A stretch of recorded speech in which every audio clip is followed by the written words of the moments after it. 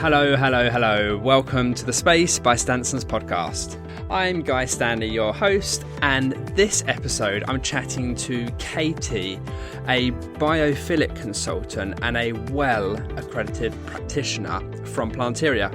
Now, this one's a bit different because I normally talk to designers around the feel and purpose and how people interact in a space, but this is a bit of a deep dive into biophilia and planting. So let's see where this goes. Welcome, Katie. Thank you, Guy. Hi. Very, very nice to have you here, as I've said. I'm actually going to have my notes on me today because I've already touched on it, but this isn't an average conversation for me. It's different, and I feel like I'm digging into a world that isn't my area of expertise, but I'm really interested in it. So I've got some questions that I want to ask you, just from like looking at your bio and your website and things. So yeah, kicking off really, what does your role at Planteria involve? What does that encompass? Yeah, so basically my role at Planteria is to help clients to understand and integrate planting into their workplace to really make benefits for the people in the workplace. And a part of my job is to educate as well. So that might be through all of our partners and clients. So not just our end user clients, but also the architects and design world and channel partners as well, because we quite often are included into a workplace by a facilities management company, for example. Okay. So yeah, on a bit of a mission really to make sure people understand the why behind having planting so that they can really make the most of it. Okay, so what is the difference? But you're a biophilic consultant. What's the difference between planting and biophilia? That's a good question. But when we talk about biophilia, we need to be thinking about all of the natural elements.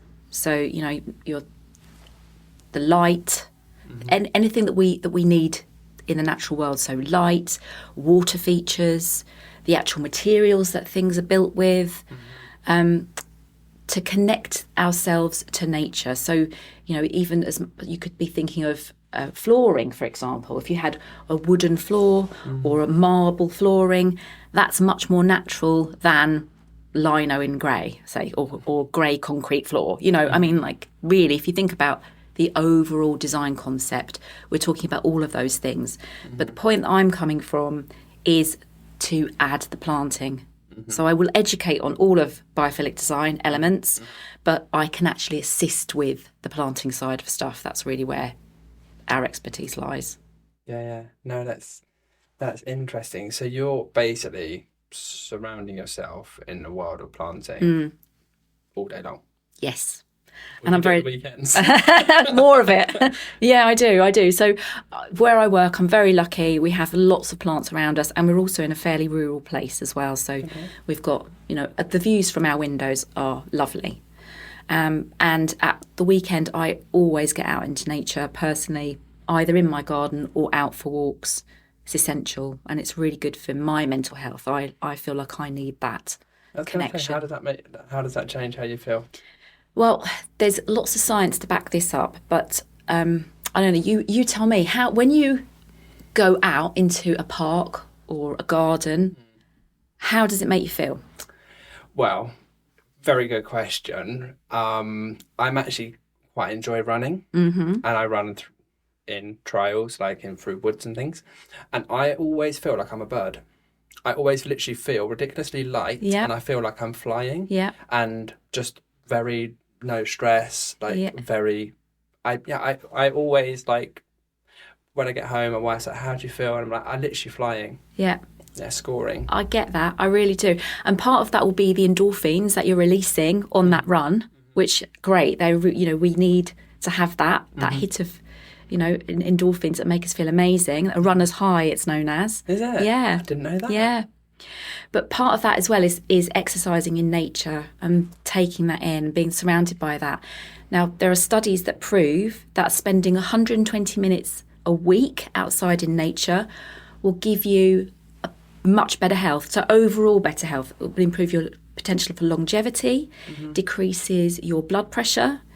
It's really helps you to also make better, healthier choices for yourself overall in your diet and other things that you do. So 20 minutes a day or 120 minutes a week is optimal. And during the pandemic, 45% of people responded to survey to say that they needed to have that hour of exercise a day or get out into their garden to help them cope during the pandemic. So there's a lot of proof there, that we need to really connect ourselves and be outdoors more. And also the fact that you need natural daylight to make your circadian rhythm work properly. Like people that work nights and don't get enough natural daylight, that can really affect their mental health and their overall well-being. Yeah, or even in other countries, like where today is actually the longest day. It's a summer solstice. Wow. Gosh, that is cool. But anyway, when it's the opposite, when it's the shortest day and you're in Sweden and there's like no sunlight, they do suffer from sad. Yeah, they do. Sad disease. Yeah, that's right. Because you need vitamin D from the sun.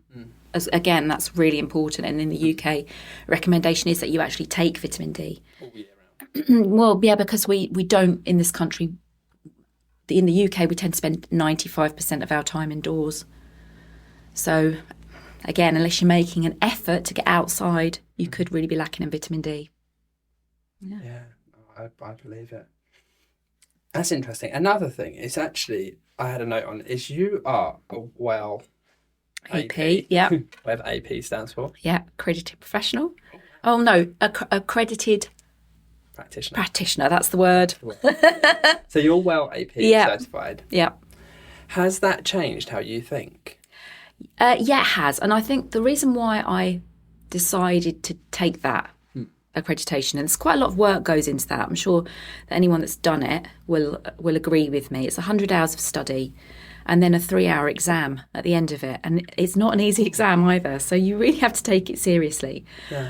But what it's done is it's given me a real appreciation for the importance of a holistic approach to the workplace and to really understand why it's important to make the workplace people-centric.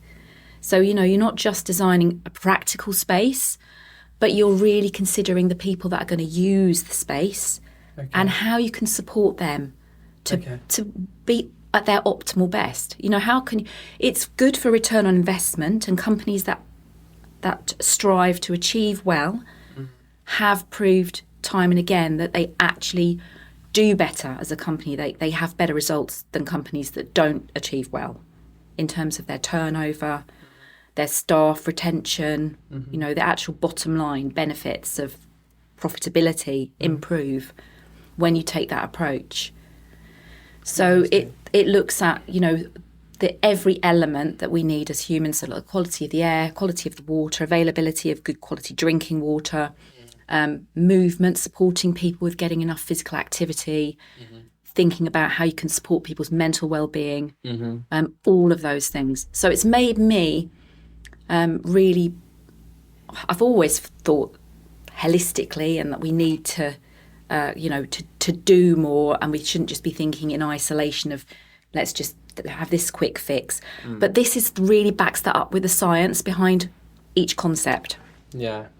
So like the underpinning message is about holistic thinking? It's about holistic thinking and really putting people first, in a space and thinking, is this space doing what it should be doing? How can I better help the people within this space to be healthy? Because ultimately, if you think about it, some spaces that are designed, I'm sure we can all think about workspaces that don't help people to be healthy at all.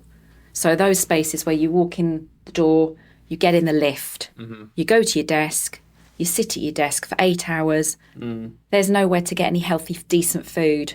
Maybe there's not a drinking water or filtered water facility for drinking, so you end up drinking tea and coffee all day long. There's no gym nearby, there's no green spaces nearby.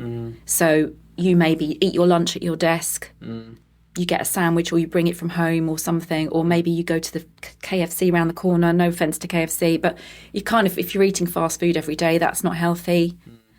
And perhaps you have to get in your car to get there, get in your car to go home.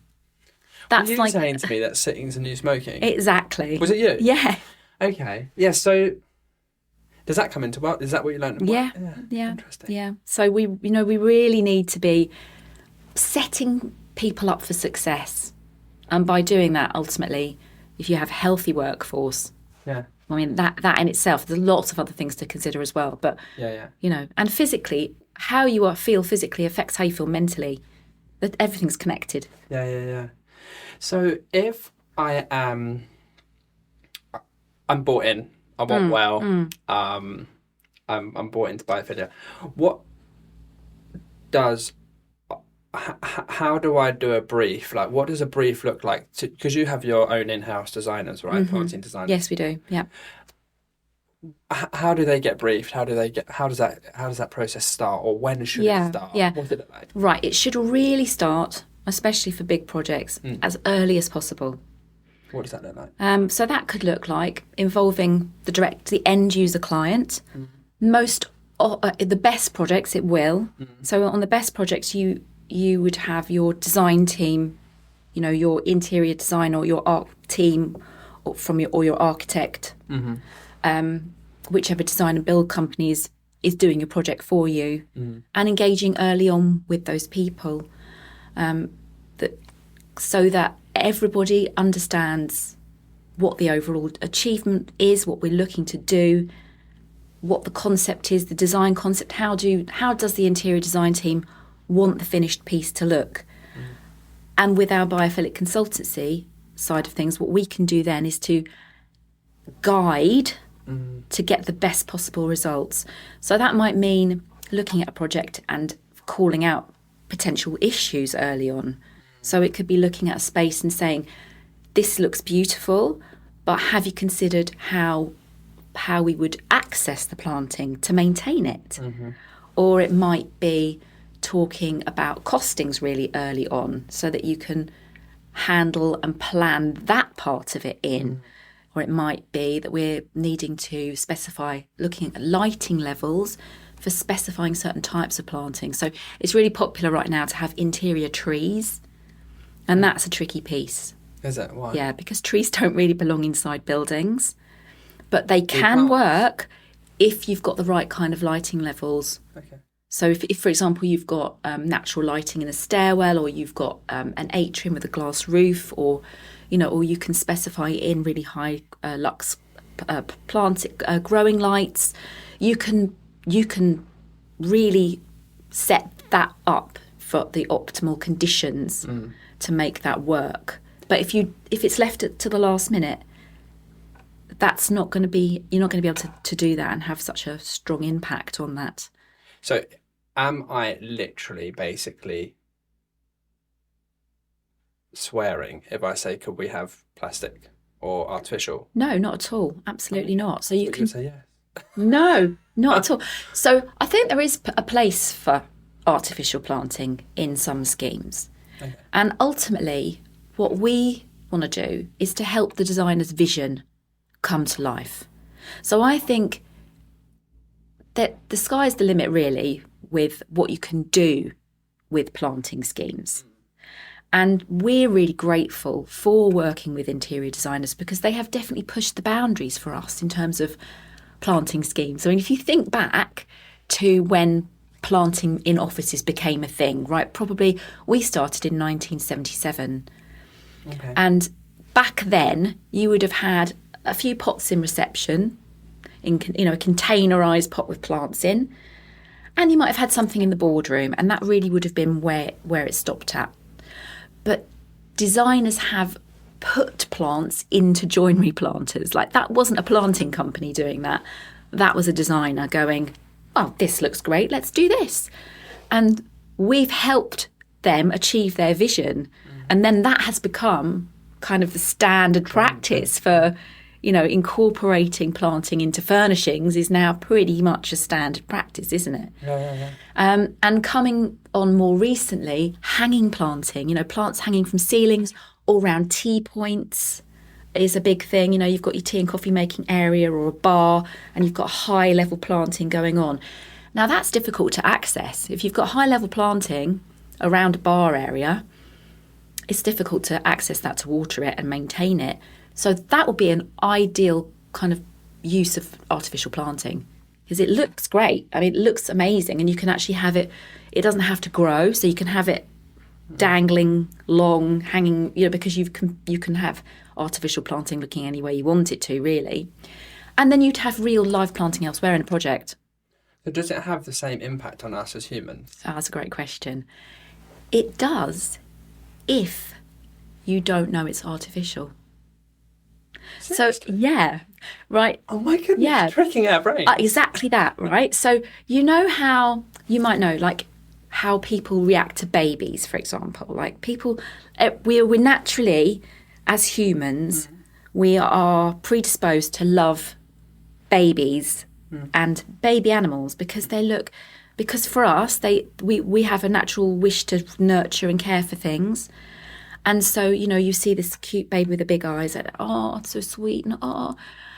But if it turns out that that's a doll, then you're a bit freaked out by that. So if you go, oh, what a cute baby, and then you walk over to it and it's a doll, this has been proven, you'd be like, oh, now I don't feel quite so loving towards that, because it's not real. It doesn't need my care. It's still quite cute, but now it's maybe a little bit creepy. So that's the thing, you see. You realise now you've been tricked. But when you saw the cute doll in the pushchair from a distance, you thought, oh, how cute. And now you know it's not real.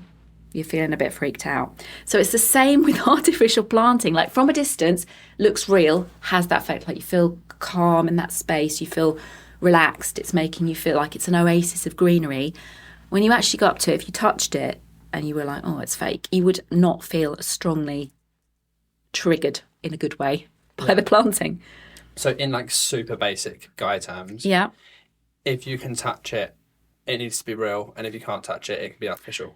Pretty much. I would say that's a really good way of explaining it, yeah. And do you think of it from design terms like soft furnishing, really? So again, I think it's okay behind a reception desk because the receptionist will know that's not real. But if you've got an artificial living wall, then you can get some amazing ones. And it's far enough away so that you're when you're approaching the reception desk, you're not face to face with that. It will have that wow factor of a big swathe of greenery that looks incredible. So, yeah. There's also this other thing, isn't it, where they do like preserved planting? Yes. Is that what you do? Or? Yeah, we can do that too. Yeah, absolutely. And that is basically real plants. It's real plants. So that is real. Yeah. That's cool. Yeah. But it's just not living, so you can't nurture it. That's right. So it doesn't need as much maintenance, which is why it's a great thing. And it doesn't trigger our nurtury bit. Maybe a little bit more so, actually. It does have that tactile quality to it. Have you touched a moss wall? Yeah. Yeah. I mean, you shouldn't really touch moss walls because obviously... They smell weird. They do at first. How do you do that? That dissipates after a while. What's a while? I would say, rule of thumb, I would say about a month. And I know this because we have one in the office. And when we first got it, there was that moss smell. And it's a natural item. It smells mouldy, though. But do you think it has to me, it's reminiscent of fish tanks. Like that, like... But you probably like the smell.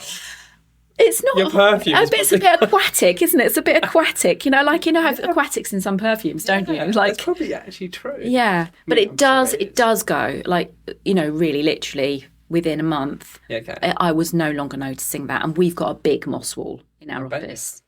Yeah. Interesting, because I always was like, the moss is like, it's so weird. Like, smells weird. And it's also like the stuff you kind of try and spray off your driveway. Oh, I love it. I love it. On the driveway? Well, I'm a bit of a non-weeder. I kind of let my garden do its own thing a little bit.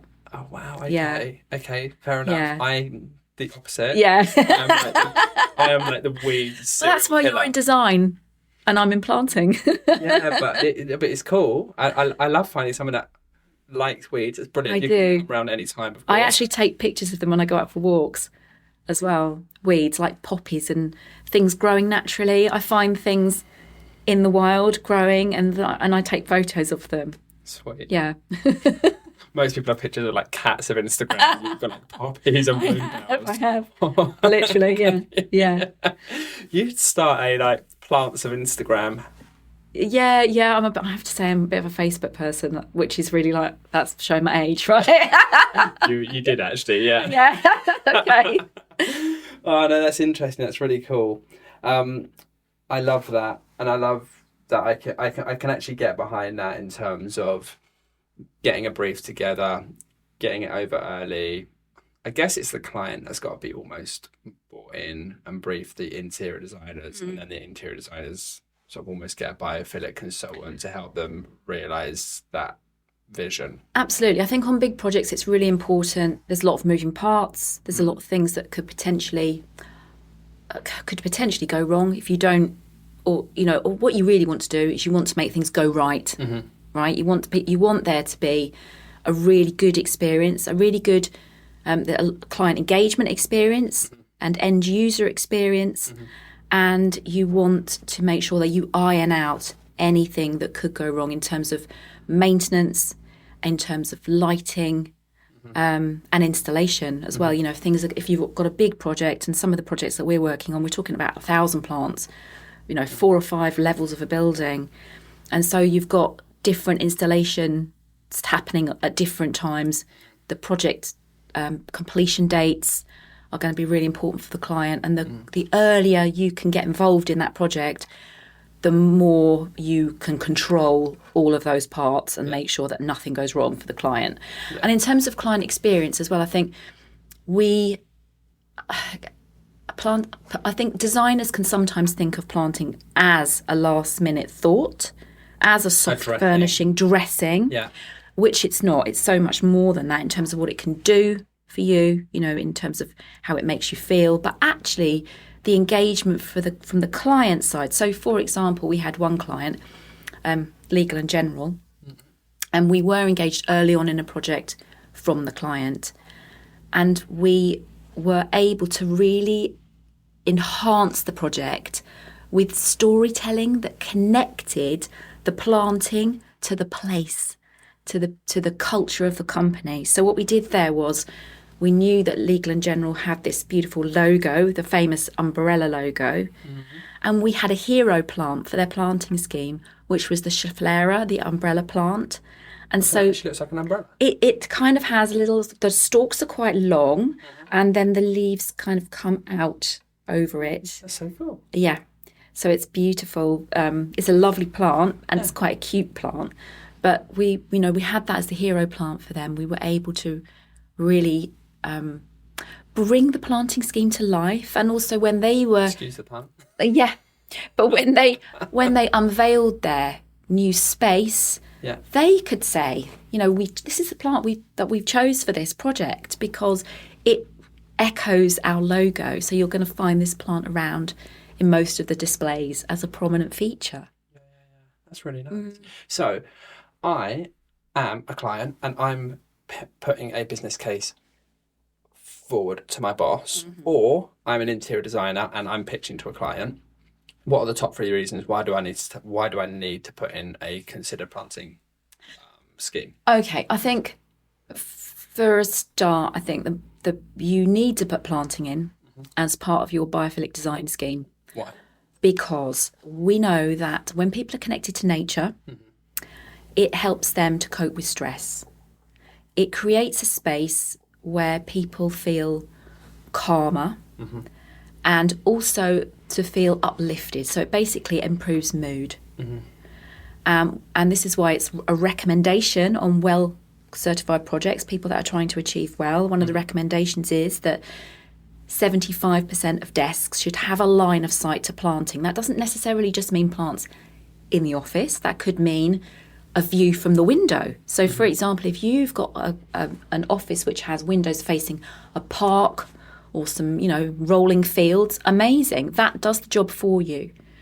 But there's a dose-response relationship with nature. The more you're exposed to it, the more improved these feelings will be, and also improves productivity. So that's number one. That's the number one reason. Stress.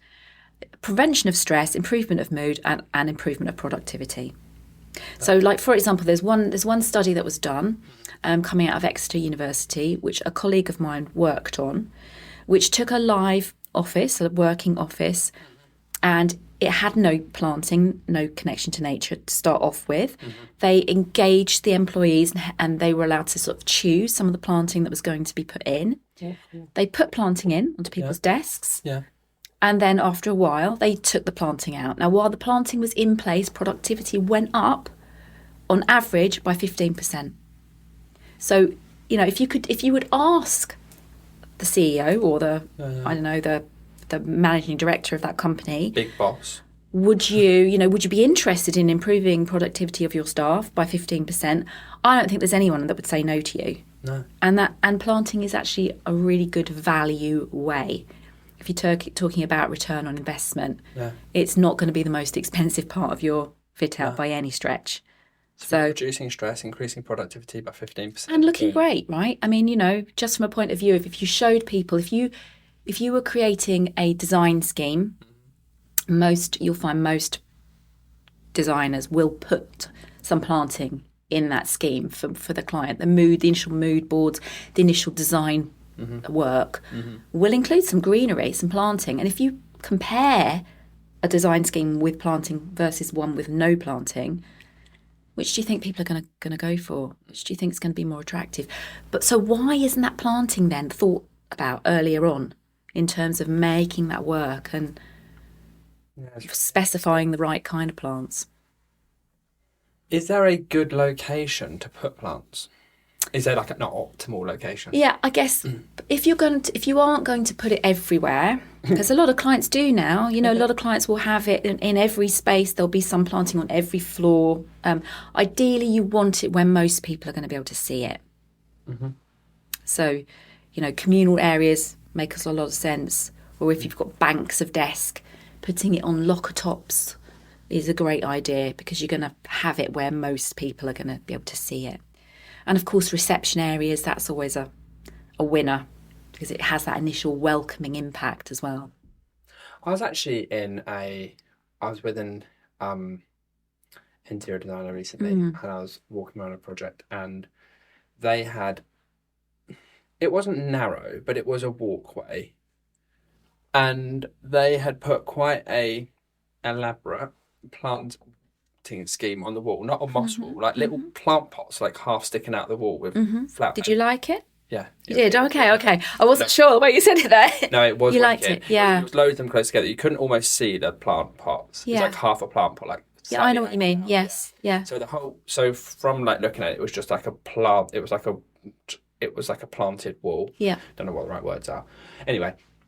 And I was like, I like this. And he goes, yeah, we purposely put it in there because the walkway is like relatively narrow. And so you have to brush past it and touch it. Oh, right. And I was like, oh, that's so cool. Yeah. And I suddenly sort of had a bit more love for that wall because you actually touch it. It was quite cool. I think that's interesting. And another feature in another sort of recommendations is as part of the movement feature to get people moving more is to put planting into the stairwell. So that you're really making that a feature and you're encouraging people to use the stairs rather than the lift. You know, quite often you find stairs are behind the fire door, they're a fire escape, and they are very unloved, aren't they, when they're in that situation? They tend to be painted that grey non-slip paint and there's nothing going on there. They can actually have a bit of a connotation of being a bit scary as well. Yeah, like they can. Creepy people on the stairs sort of thing. Yeah. So, yeah, no, planting on stairs is wicked. Yeah. And, of course, roof terraces and balconies, you know, that kind of thing. If you've got small outdoor space and you put planting there, you're creating a view, essentially. If you've got a window and you've got a balcony and no planting, there's less of a view. If you dress it more. But you're also actually being a good neighbour because you're creating a view for other people in that area. And in London, I think, you know, we can have this concrete mass, can't we, in some areas of London. I know that there's other parts that do really well with inclusion of green roofs and roof gardens and terraces. And you appreciate it when you go to a building and you look outside and you're looking across someone's terrace or roof garden. I actually think, oh, I'd love to be sitting there. You know, that's... Or a restaurant with a roof garden. I mean, how lovely in the summer to... Always want a roof garden. Always want a roof garden. Definitely pay more for my seat if it's got a roof garden. Yeah. Also, how do we consider biophilia in the building location, like in terms of like where it's actually located and like our journey into the building from like an external perspective? So, do you sort of mean sort of welcoming people in and making it feel? Yeah, so even before you've sat at your desk, or you're sat at your desk, but like obviously we have nice views, but then on your way in, is there anything like you do in terms of planting from like an external perspective, just to sort of like decompress, de-stress people as they're coming in? Well, yeah, I think reception areas are really great to have I'm planting. thinking like outside. Oh, outside. External, like out. Oh, of the yeah, building facade location. planting. Yeah, for sure. Absolutely. And of course, that is also, window dressing for a building too. So it's good to have some courtyard. If you've got a courtyard area or you've got access to an exterior place, you should definitely put planting there. That's absolutely. Then you're encouraging people to take meetings outside, to be able to have a relaxation area, maybe have some food, sit outside with your lunch. I think that's really key. The more we can encourage people to get outside and get some fresh air, then amazing. We can think about inside, don't we? When we're talking about fit Yeah. outs and stuff like that. But I just think about like sort of coming up to the building. Coming up Well, that's all part of being a good neighbour as well, creating areas. And I think as well, now that we're coming into hot, drier weather, it's really important to think about shade. And if you've got trees, that again is a really, really useful thing to be able to provide people with some shade, and also the building with shade as well. Talking about providing green walls outside and trees, you can protect the building from glare and improve that shade that's interesting. advantage. Yeah. And how does it fit into sustainability goals?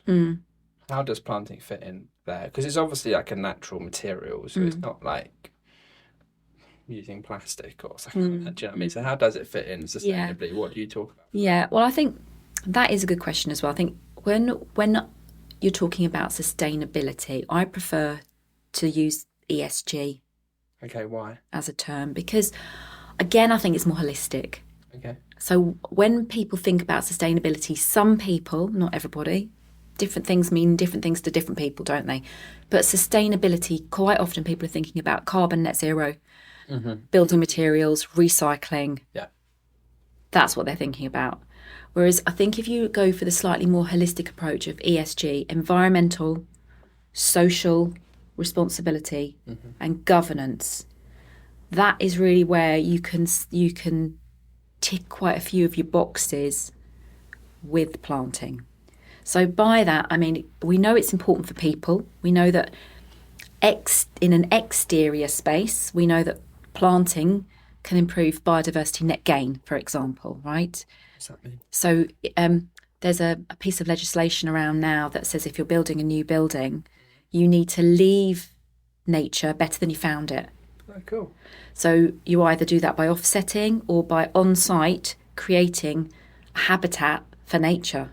Cool. So you can do that. I mean, you can make some real positive implementations in an exterior space that will provide that, with trees and natural flora and fauna, things that will attract local species of wildlife.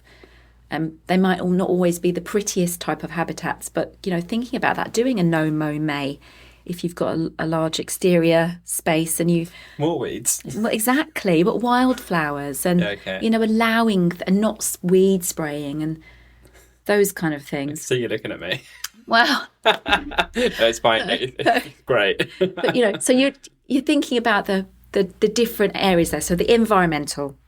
Yeah. And also thinking about the sustainability of how can you make your plants really sustainable, which if you specify the right type of plants and you've got a maintenance contract in place, those plants will do well and last a long time. So again, that's sustainability. And in terms of your supplier, so we are a sustainable supplier, and that's really important. We should all be looking at our own sustainability, our own supply chain, checking that that's ethical. So you're a sustainable supplier, like how? So we're a sustainable supplier because we have our own ESG policy that we're working very hard on. And part of that will mean things like recycling rainwater so that we can water our own plants in our own head office, our stock that we keep there, using rainwater, looking at our fleet and making that, a sustainable fleet with more electric vehicles, how we recruit, doing that ethically, all of those things, they're important to our clients. So we're then helping them with their governance piece. So, for example, paying the national wage, having clear policies and guidelines as to how you run allows you to help other people achieve their own sustainability and ESG policy. So, if we all do our bit and we're all working really hard to improve things and constantly monitoring how we're procuring, how we're supplying, I think the world would be a better place. Thank you very much for listening. I'm also very grateful to all our guests. If you've enjoyed it, please do leave us a rating and a follow. Or if you know who else would like to join the podcast, share the names. We're always open to hearing. Until next time, keep happy, keep healthy, and take care.